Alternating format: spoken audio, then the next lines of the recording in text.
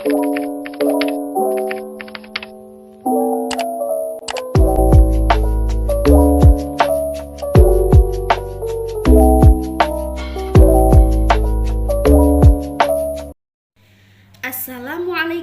warahmatullahi wabarakatuh. Bagaimana kabar kalian hari ini anak-anak? Baik ya? Kalau baik, jawabnya Alhamdulillah, luar biasa, Allahu Akbar, yes. Ibu ulangi sekali lagi ya. Bagaimana kabar kalian hari ini anak-anak? Alhamdulillah, luar biasa, Allahu Akbar, yes. Nah, sebelum memulai kegiatan pembelajaran pada pagi hari ini, alangkah baiknya kita berdoa. Berdoa mulai. Bismillahirrahmanirrahim. Raditu billahi rabba wa bil islami dina wa bi muhammadin nabiyya wa rasula rabbi zidni ilma warzuqni fahma waj'alni min ibadika sholihin amin ya rabbal alamin. Nah, sebelumnya ada yang sudah tahu tidak? Kita hari ini belajar tentang apa? Nah, hari ini kita akan mempelajari tentang peristiwa kerasulan Nabi Muhammad SAW, yaitu peristiwa di mana Nabi menerima wahyu yang pertama. Nah, ada yang tahu bagaimana sih Nabi menerima wahyu? Yang pertama yaitu Nabi bertafakur di Gua Hiro.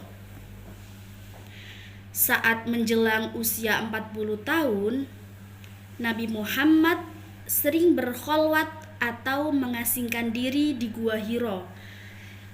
Kira-kira di mana sih letak Gua Hiro itu? Nah, jadi letak Gua Hiro itu berada di Jabal Nur atau Bukit Nur yang letaknya tidak jauh dari kota Mekah. Untuk apa Nabi berkholwat atau mengasingkan diri? Nah, ternyata Nabi berkholwat atau mengasingkan diri karena Nabi merasa tidak nyaman dan gelisah dengan perilaku penduduk Mekah yang suka berjudi, mabuk-mabukan, perang, dan lain-lain. Kemudian, apa sih yang terjadi? Nah, pada suatu malam ketika Nabi Muhammad SAW berkholwat di Gua Hiro, datanglah malaikat Jibril membawa wahyu pertama. Malam itu bertepatan pada tanggal 17 Ramadan, malam Jumat. Lalu Jibril berkata kepada Muhammad, "Iqra ya Muhammad," yang artinya bacalah hai Muhammad. Lalu Nabi menjawab, "Aku tidak bisa membaca." Nah, kalian ingat tidak bahwa Nabi Muhammad adalah seorang ummi, yang artinya tidak bisa membaca ataupun tidak bisa menulis. Kemudian Jibril mengulang sampai 3 kali untuk menyuruh Nabi Muhammad membaca.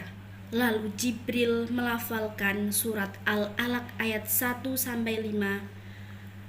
Nah, apakah kalian sudah hafal surat Al-Alaq ayat 1-5? Kalau belum, kita baca bersama-sama yuk. A'udzu billahi minasyaitonir rajim. Bismillahirrahmanirrahim. Iqra' bismi rabbikal ladzi khalaq. Khalaqal insana min 'alaq Iqra' wa rabbukal akram alladzi 'allama bil qalam 'allamal insana ma lam ya'lam shadaqallahul adzim. Nah, itu dia bacaan dari surat Al-Alaq ayat 1 sampai 5.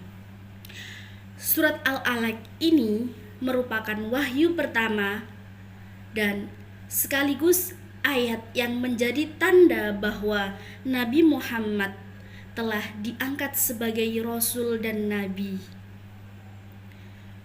Setelah menerima wahyu pertama, Nabi merasa takut dan gemetar.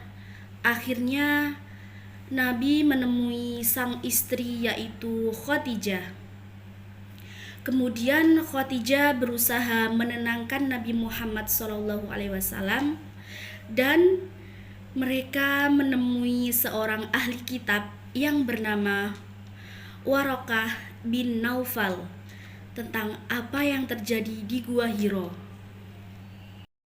Lalu setelah mendengar cerita Nabi Muhammad, Waraqah pun berkata, "Demi Tuhan, yang datang kepadamu itu malaikat Jibril yang pernah datang kepada Nabi Musa alaihissalam. Baik-baiklah menjaga diri, tabahkan hatimu Muhammad." Nah, itulah nasihat Waraqah bin Naufal setelah Nabi Muhammad mendapatkan wahyu yang pertama. Tidak lama kemudian, Nabi Muhammad SAW mendapatkan wahyu yang kedua, yaitu surat Al-Muddatsir ayat 1-7. Wahyu yang kedua tersebut merupakan perintah Allah kepada Nabi Muhammad untuk menyampaikan wahyu kepada seluruh umat manusia.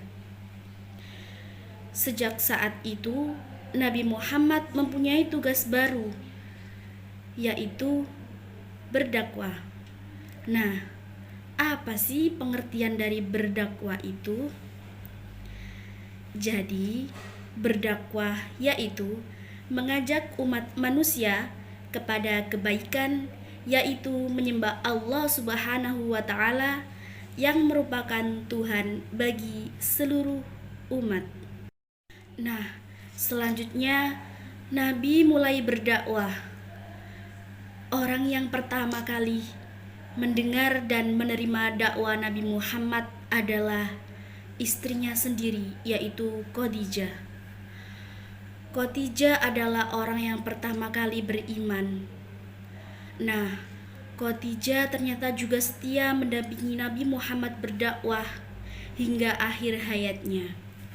Bahkan seluruh harta kekayaan Khadijah dipergunakan untuk berdakwah menyebarkan agama Islam di kota Mekah.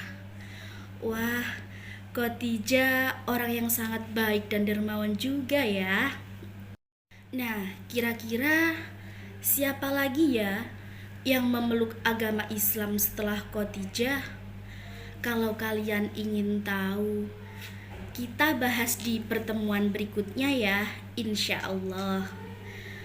Dan pertemuan kali ini kita cukupkan sampai di sini dulu ya.